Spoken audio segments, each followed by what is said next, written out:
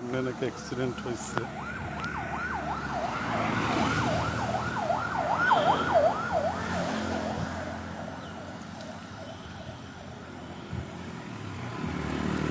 হাঁটতেছি দেখে অ্যাক্সিডেন্ট স্পটটা পাওয়া যায় কিনা। প্রায় 200 থেকে 300 গাড়ির যানজট লেগে আছে। অ্যাক্সিডেন্টটা সম্ভবত অনেক মারাত্মক হয়েছে, যার ফলে রাস্তাটা স্বাভাবিক করা যাচ্ছে না। বাংলাদেশ সেনাবাহিনী যান চলাচলটা স্বাভাবিক করার চেষ্টা করতেছে, কিন্তু এখন পর্যন্ত হয় নাই। হাঁটতেছি দেখি অ্যাক্সিডেন্ট স্পটটা পাওয়া যায় কিনা।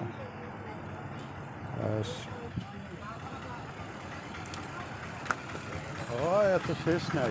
সবাইকে বলে রাখি, এই অ্যাক্সিডেন্ট স্পটটা হইল মোস্তফাপুরের একটু আগে, মানে ঢাকা বরিশাল রুটে। এই রাস্তাটা অনেক সরু, কিন্তু যানবাহন অনেক, আর ঈদের মুহূর্ত। তো সবাই সাবধানে যা চালক আছেন গাড়ি চালাবেন, ড্রাইভারকে সাবধান করবেন।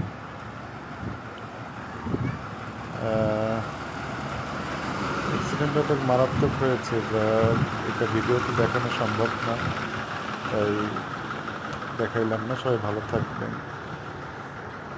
আসসালামু আলাইকুম। কিনেরা পাই